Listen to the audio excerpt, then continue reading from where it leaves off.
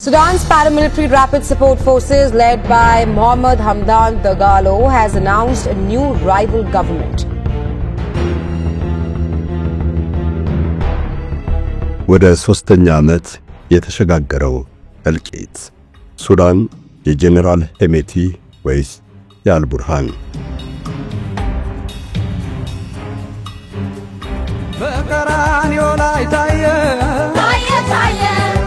ውድ የሳሎን ቲዩብ ቤተሰቦቻችን ቴምር ሪል ስቴት የምስራች አለው። በማህሳር ቤት 60% ለሚከፍሉ ገዢዎች የ40% የበዓል ቅናሽ ይዞ ቀርቧል። በተናካሪ ላይ ላረፈ ባለ 2 መኝታ ቤት 5,778,000 ብር ብቻ ይከፈላል። 130 ካሬ ላይ ላረፈ ባለ 3 መኝታ ቤት የሚጠየቁት 8,346,000 ብር ጠቅላላ ክፍያ ነው። በተጨማሪም በፒያሳ የንግድ ሱቆችን ከ900,000 ብር ቅድመ ክፍያ ጀምሮ አዘጋጅቷል። የመኖሪያ አፓርትመንቶችም ለሽያጭ አቅርቧል። ከዶላር ንክኪ ፍጹም የነጻ ነው። ለማንኛውም በ0944 20 1554 ወይም በ0937 17 80 53 ይደውሉ። Sudan's paramilitary rapid support forces led by Mohammed Hamdan Dagalo has announced a new rival government. ከዕለታት ባንዱ ቀን በዳርፉር ግዛት ወጣቱ መሐመድ ሐምዳን ደጋሎ ከቤተሰቡ ጋር የሚሸጣቸውን ግመሎች እየነዳ በረሃ አቆራርጦ ወደ ቻድ ይጓዛል። ይህ ድንበር ተሻጋሪ የግመል ንግድ በቤተሰብ አለፍ ሲልም በጎሳ እጅብ ብሎ ረጅም መንገድ በማቆራረጥ የሚካሄድ ጥንታዊና ባህላዊ ሥራ ነው። መሐመድ በዛች ዕለት የገጠመው ያልተጠበቀ ነገር ነው። በሱዳን ማዕከላዊ መንግስት ላይ ነፍጥ ያነሱ የዳርፉር አማጽያን በረሃው ውስጥ ድንገት ደረሱባቸው። ሳያመነቱም ተኮሱባቸው። መሐመድ በዛች ዕለት 60 ያክል ወገኖቹን አጥቷል። ራሱም ቢሆን ክፉኛ ነው የቆሰለው። ይህ ድንገተኛ የዳርፉር አማጽያን ጥቃት ሕይወቱን ሙሉ ለሙሉ ቀየረው። እዛን ጊዜ ወዲህ የዳርፉርን ሕዝብም ሆነ አማጽያን ጠላ። የሱዳን መንግስት የሚደግፈውን የዳርፉር አረቦች የተደራጁበትን የጃንጃዊድ ታጣቂ ቡድን ተቀላቀለ። ከ3ኛ ክፍል ትምህርት አቋርጦ ግመል ነጋዴ የሆነው መሐመድ በዳርፉር ላይ ጦር አነሳ። አማጽያንን አምርሮ መውጋት ቀጠለ። እሱ አባል የሆነበት የጃንጃዊድ ታጣቂ ቡድን ከአማጽያኑ ባሻገር የሰላማዊ ሰዎችን መብት ረግጧል። ለዚህ ግፉ መሐመድ ሐምዳን ዳጋሎም ሆነ ጃንጃዊድ በፕሬዝዳንት ዑመር ሐሰን አልበሽር መንግስት ሹመትና ሽልማትን ያገኙት። ዓለም አቀፉ ማህበረሰብ የአልበሽር መንግስትና የጃንጃዊድ ታጣቂዎችን በዘር ጭፍጨፋ ወንጅሎ ቢያወግዛቸውም የሚነካቸው አልተገኘም። መሐመድ ሐምዳን ዳጋሎ እንደ አውሮፓውያን አቆጣጠር 2003 ላይ ከፈነዳው የዳርፉር ጦርነት ወዲህ በፍጥነት ስልጣንና ኃይሉ አደገ።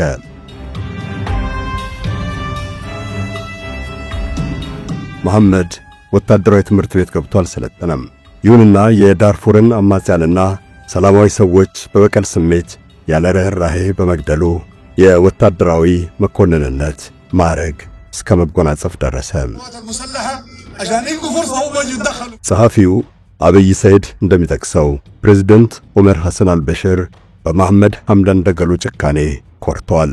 ለዚህም ነው በመሐመድ የሚመራውን የጃንጃዊድ ታጣቂ ቡድን የሱዳን ፈጥኖ ደራሽ ሰራዊት በሚል መለዮውን እንዲቀይር የፈቀዱለት። ጄኔራል መሐመድ ሐምዳን ደጋሎ ሄሜቲ የሳያንስ የዳርፉርን ግዛት ወርቅ እያፈሱ እንዲሸጡ በር ተከፈተላቸው። ከዛ ወዲህ በገንዘብም በሰራዊትም ደረጁ። የሱዳንን ብሔራዊ ጦር የሚገዳደር የታጠቀ ኃይል መሪ ሆኑ። ፖለቲካውም በእጃቸው ገባ። በዚህ መንገድ ስልጣንና ኃይል የገነቡት ሄሜቲ ፕሬዝዳንት አልበሽር ከስልጣን ከተወገዱ ወዲህ ሱዳንን ለመምራት ከሚፎካከሩ ሰዎች አንዱ ሆነው ብቅ አሉ። ጠቅላይ ሚኒስትር አብደላ ሐምዶክ የሚመሩት የሱዳን ፖለቲካዊ አስተዳደር በጄኔራል አብዱል ፈታህ አልቡርሃን የሚታዘዘው ብሔራዊ ጦርና ፈጥኖ ደራሹ ኃይል ፉክክር ገጠሙ። የሱዳን ሕዝብ በሰፊው የደገፋቸው ፖለቲከኛው አብደላ ሐምዶክ በስተመጨረሻ ከጨዋታ ወጡ። ሁለቱ ወታደራዊ መኮንኖች አልቡርሃንና ሄሜቲ ከዛ ወዲህ ሱዳንን ለመቆጣጠር ከባድ ጦርነት ውስጥ ገብቷል። In Sudan, where paramilitaries have declared the formation of a rival government to the country's armed forces following 2 years of civil war. የሱዳን ጦርነት እነሆ ሁለተኛ ዓመቱን ተሻግሮ ወደ ሶስተኛው ጉዞ ጀምሯል። ሱዳን በመጨረሻ በሄሜቲ ወይስ በአልቡርሃን እጅ ትወድቃለች የሚለው ጥያቄም ገና አልለየለትም። በዛሬው ተረካችን የሱዳንን እልቂትና የወታደራዊ መኮንኖቹን ግብግብ በሰፊው እናካፍላችኋለን። አብራችሁ እንድትዘልቁ አብዱ ሰመድ መሐመድ ጋብዛችኋለሁ።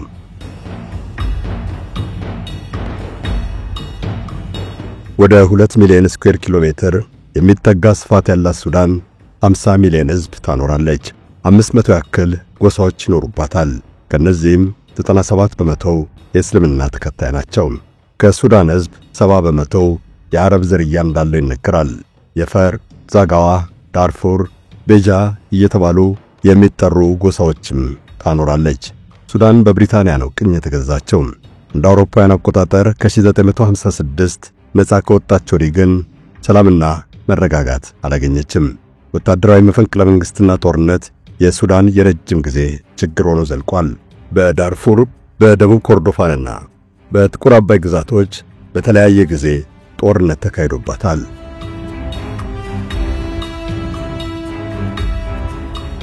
ሱዳንን ለ30 ዓመታት የመሩት ፕሬዝዳንት ዑመር ሐሰን አልበሽር በ1989 ነው በመፈንቅለ መንግስት ስልጣን ያዙት። ዑመር ብዙ ነገር የሚደበላለቅባቸው መሪ ነበሩ። በአንድ ጊዜ ወታደራዊ አገዛዝና የሸሪዓ አስተዳደር ለመፍጠር ሞክረዋል። በየቦታውና በየግዛቱ የእርሳቸውን መንግስት የሚደግፍ ታጣቂ ቡድን ለመፍጠር ሞክረዋል። የአልበሽር አምባገነናዊ አገዛዝ ከደቡብ ሱዳን አማጽያን ጋር ለረጅም ጊዜ መፋለሙ ይታወሳል። ዞሮ ዞሮ ደቡብ ሱዳን ተገንጥላ ሉዓላዊነቷን ስታውጅ ተገደው ነው የተቀበሉት። በሂደት ደግሞ በዳርፉር ከአማጽያን ጋር ከባድ ጦርነት ገጠሙ። ይህን ጦርነት ለማሸነፍ ብለው ኮትኩተው ያሳደጓቸው የጃንጃዊድ ታጣቂዎች ዛሬ ሱዳን ለምትገኝበት ቀውስ አንድ ምክንያት ናቸው። የሱዳን ሕዝብ በ2019 የኑሮ ውድነት አስመረሮት እንደዚሁም ዴሞክራሲና ነጻነትን ተመኝቶ በመንግስት ላይ ተቃውሞ ጀመረ። በህዝባዊ አመጽ የፕሬዝዳንት ዑመር ሐሰን አልበሽር መንግስት ከስልጣን ተገፈተረ። አልበሽር የሚመሩት መንግስት ስልጣን ሊለቅ ይገባዋል የሚለውን የህዝብ ጥያቄ የሱዳን ጦር ሰራዊት በመጀመሪያ ደግፎት ነበር። የጦር ሰራዊቱ አዛዥ ጄኔራል አብዱል ፈታህ አልቡርሃንና የፈጥኖ ደራሽ ኃይሉ መሪ መሐመድ ሐምዳን ዳጋሎ ወይም ሄሜቲ ፕሬዝዳንቱን ከስልጣን እንዲለቁ በማስገደድ ቁልፍ ሚና ተጫውተዋል። አልበሽር ከወረዱ ወዲህ ሰላማዊ አስተዳደርና ፖለቲካዊና ወታደራዊ አስተዳደርን አቀናጅቶ በተመሰረተው የሱዳን የሽግግር መንግስት ውስጥ ሁለቱ ወታደራዊ አዛዦች ተሳትፏል። በጠቅላይ ሚኒስትር አብደላ ሐምዶክ ከሚመራው አስተዳደር ጎን የተሰለፈውን ወታደራዊ አስተዳደር አልቡርሃንና ሄሜቲ ዋናና ምክትል ሆነው ከላይ መርተውታል። ሁለቱ ጄኔራሎች የቀድሞ ፕሬዝዳንት ዑመር ሐሰን አልበሽርን ለማስወገድ አጋርነት እንደፈጠሩት ሁሉ በሂደት ዶክተር አብደላ ሐምዶክን ለመመንገልም ተባብረዋል። ፖለቲካዊ አስተዳደሩን አፍርሰው ሙሉ ለሙሉ ወታደራዊ ሥርዓት አጸኑ። ይህን ጊዜ ግን ሁለቱ የጦር መሪዎች ወደ ተቀናቃኝነት ነው የተሸጋገሩት። አንዱ ከሌላው ጋር ከሚያደርገው የስልጣን ፉክክር ጎን ለጎን ደግሞ በተናጠል በየፊናቸው ከተለያዩ ሀገራት ጋር ግንኙነት ያካሂዳሉ። ምዕራባውያኑም ሆኑ የአረብ ሀገሮች አንዱን ለይተው ይደግፉ ያዙ። ጄኔራል አብዱል ፈታህ አልቡርሃንና ጄኔራል መሐመድ ሐምዳን ዳጋሎ ሄሜቲ በሂደት አታ ወደ መሳሳብ ተሸጋገሩ። የዛሬ 2 ዓመት ኤፕሪል 15 2023 የአልቡርሃን ብሔራዊ ጦር ከሄሜቲ ፈጥኖ ደራሽ ኃይል ጋር መዋጋት ጀመረ።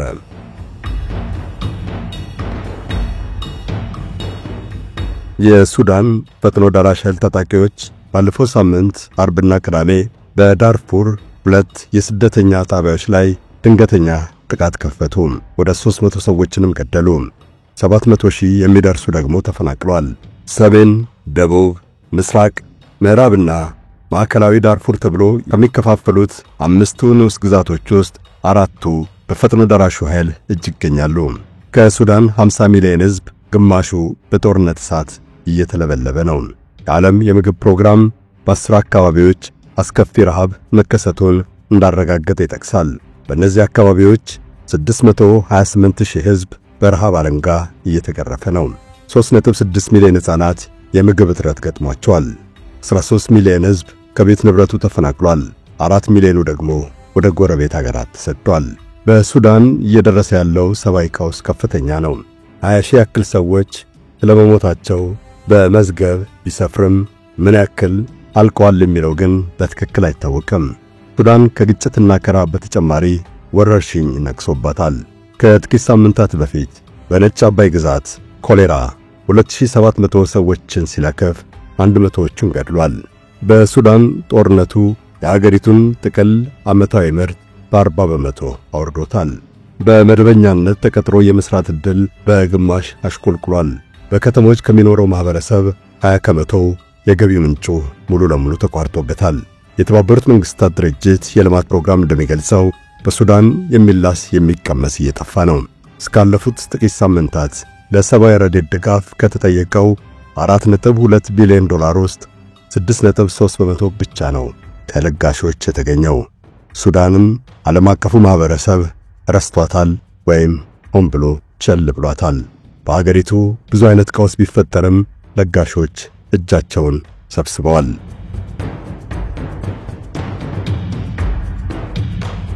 በጀነራል አብዱል ፈታህ አልቡርሃን የሚመራው የሱዳን ብሔራዊ ጦር ባለፉት 8 ወራት ጠንካራ የአጸፋ ጥቃት ከፍቷል። በጀነራል መሐመድ ሐምዳን ደጋሎ ወይም ሄሜቲ በሚመራው ፈጥኖ ደራሽ ኃይል ላይ ከባድ ዘመቻ እያካሄደ ነው። ከበርካታ አካባቢዎችም እየተረገው ይገኛል። ካርቱምና ጀዚራን መልሶ ተቆጣጥሯል። የሱዳን ሁለተኛዋ ትልቅ ከተማ ኦምዱርማንም ከ22 ወራት በኋላ እጁ ገብታለች። በዚህ ተበረታተው የተፈናቀሉ ሰዎች ወደ ቀያቸው እየተመለሱ ነው። ለምሳሌ በካርቱምና በጀዚራ በመቶ ሺዎች የሚቆጠሩ ሰዎች ወደ የቤታቸው ገብተዋል። ይሁን እንጂ የጄኔራል ሄሜቲን ጦር እያሸነፉ በርካታ አካባቢዎችን እየተቆጣጠረ ያለው ብሔራዊ ጦር ሱዳንን ሙሉ ለሙሉ ለመያዝ ይችላል የሚለው ያጠያይቃል። የአልቡርሃን ጦር ድል ጊዜያዊ ይሁን አይሁን ገና አልለየለትም። ስለዚህም ነው ሱዳን በመጨረሻ በማን እጅ ላይ ትወድቃለች የሚለው ጉዳይ እያነጋገረ ያለው። As Sudan enters its third year of civil war, hunger and atrocities are mounting. በሱዳን የሁለቱ ዓመት ጦርነት ያደረሰው ቀውስ እጅግ የበዛ ነው። በሰሜን ዳርፉር ለምሳሌ በሰላማዊ ሰዎች ላይ ለአንድ ዓመት ያልተቋረጠ ጥቃት ተካሂዷል። በዚህ ግዛት ከአልፋሽር ከተማ 12 ኪሎ ሜትር ርቆ በሚገኘው ዘምዘም የተፈናቃዮች የመጠለያ ጣቢያ ላይ ፈጥኖ ደራሽ ኃይሉ ለተከታታይ 3 ቀናት በፈጸመው ድብደባ 500 ሰዎችን ፈጅቷል። በሁለቱ ዓመታት ጦርነት $33 ቢሊዮን ኪሳራ ደርሷል። የሱዳንም 17 በመቶ ጥቅል ምርት የሚሸፍን ኢንዱስትሪ ክፉኛ ደቋል። ከ6660 ፋብሪካዎች ውስጥ 2600 ወይም 40 በመቶ የሚደርሱት ተዘግቷል። በአንዳንዶች ግምት 150,000 ሰው በጦርነቱ ተገድሏል። ይሁንና 2 ዓመት የተሻገረው የሱዳን አሰቃቂ ጦርነት ሰለባ ቁጥር ከዚህም በእጥፍ ሊበልጥ እንደሚችል ይገመታል።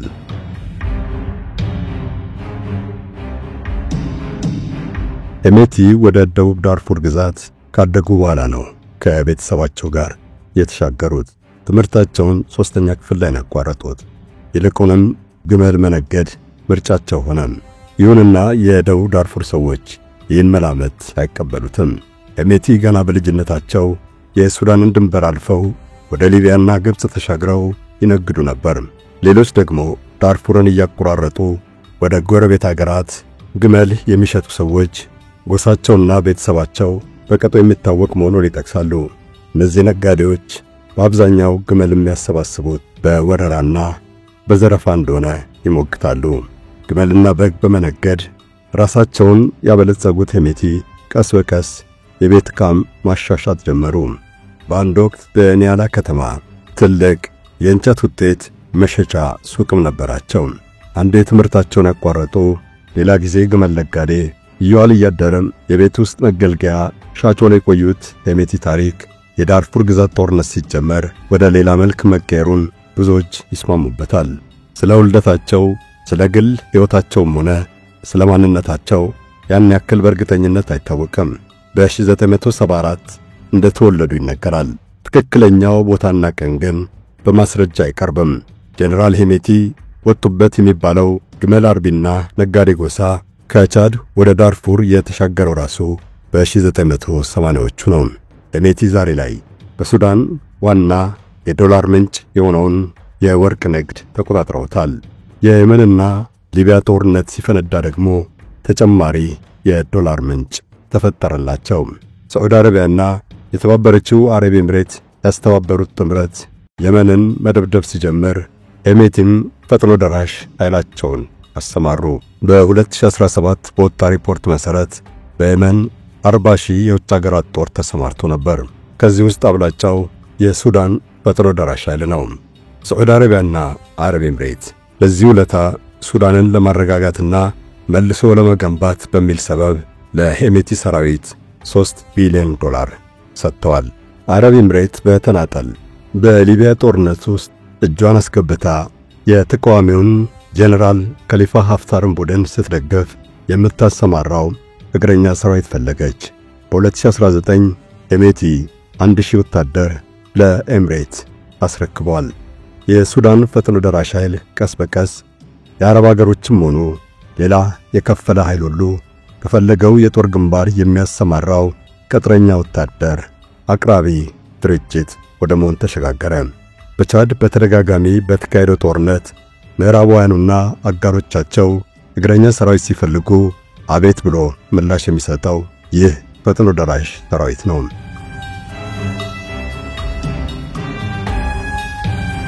ጄኔራል ሄሜቲ ከዳርፉር ተነስተው ለሱዳን የፖለቲካ ስልጣን ከመፋለም ባለፈ በተለያዩ አገራት ውጊያ ተጽዕኖ መፍጠር የሚችል ግዙፍ ኃይል አዋቀሩ። ሄሜቲ በ2017 ዳርፉር ውስጥ በተቆጣጠሩት ግዛት የቤተሰብ የወርቅ ማዕድን ማውጫ ተቋም መሰረቱ። በ2018 ፕሬዝዳንት ዑመር ሐሰን አልበሽር ለታማኝ አገልጋያቸው ሄሜቲ ወርቁን አውጥተው እንዲሸጡ ፈቀዱላቸው። ከዳርፉር ውጪ ከደቡባዊ የሱዳን ግዛቶችም ወርቅ እንዲያወጡ ፈቃድ አግኝተዋል። ወርቁ ለሱዳን ብሔራዊ ባንክ ከመቅረብ በተጨማሪ ከድንበርም እየወጣ ተቸብችቧል። ሱዳን በአፍሪካ 3ኛ ደረጃ ላይ የምትገኝ ከፍተኛ መጠን ያለው ወርቅ አቅራቢ ሀገር ናት። ሄሜቲ ደግሞ የሱዳንን ወርቅ ንግድ ባንዴ ተቆጣጠሩት። የጄኔራል መሐመድ ሐምዳን ዳጋሎ አያት ዳርፉር ውስጥ በከብት እርባታ የሚተዳደረው የመሐሪያው ሬዝጌት ንዑስ ጎሳ መሪ እንደነበሩ ይነገራል። ይህ ጎሳ በዋናነት በቻድና በሱዳን ድንበር መካከል ግመል በመነገድ ይታወቃል። የሚያርሰው ቋሚ መሬት የለውም። አናሳና የተገለለም ነው። በሱዳን ፖለቲካ በአብዛኛው የሀገር ገዢ ለመሆን የሚበቁት ከካርቱም ወይም ከአባይ ወንዝ ተጎራባች አካባቢዎች የወጣ ሰው ነው። የማህዲ ተተኪ ከነበሩት ከከሊፋ አብዱላሂ አልታአሺ በስተቀር ላለፉት 100 ዓመታት ሱዳንን የመሩት የእነዚሁ አካባቢ ሰዎች ናቸው። በ1985 በተካሄደ ዘመቻ የዳርፉር ግዛቱ አረብ ከሊፋ አብዱላሂ ኃያል ጦር በማዝመት ካርቱምን ወረሩና ለሀገር መሪነት በቁ። ሕዝቡም ተቀበላቸው። ጄኔራል ሄሜቲ ግን የሚያዘምቱት ጦር ቢኖራቸውም የከሊፋ አብዱላሂን አይነት ታሪክ አልጻፉም። ሄሜቲ በሱዳን ሕዝብ አይን ዛሬም ቢሆን ዳርፉር ያበቀላቸው ጦረኛ ብቻ ናቸው። ሄሜቲ ተቀናቃኛቸውን አልቡርሃንን ቢያሸንፉ እንኳ ከበቀሉበት አካባቢና ከወጡበት ጎሳ አንጻር ሱዳንን ለመምራት የሚያስችል የፖለቲካ ቅቡልነት ያጣሉ። ይሁን እንጂ ጄኔራል መሐመድ ሐምዳን ዳጋሎ ወይም ሄሜቲ የሱዳን መሪ ባይሆኑም ውጊያውን ለመቀጠል ሀብትም መሳሪያም ደጋፊም ሆነ የውጭ ተባባሪ ኃይል በሚገባ አላቸው። በዚህ የተነሳ ሄሜቲና አልቡርሃን ሱዳን ተበጫጭቃ እስክትፈራረስ ድረስ በውጊያው እንደሚቀጥሉ ይገመታል። አበቃን። ሰላም ለሱዳን፣ ሰላም ለኢትዮጵያ፣ ሰላም ለዓለማችን። አሜን።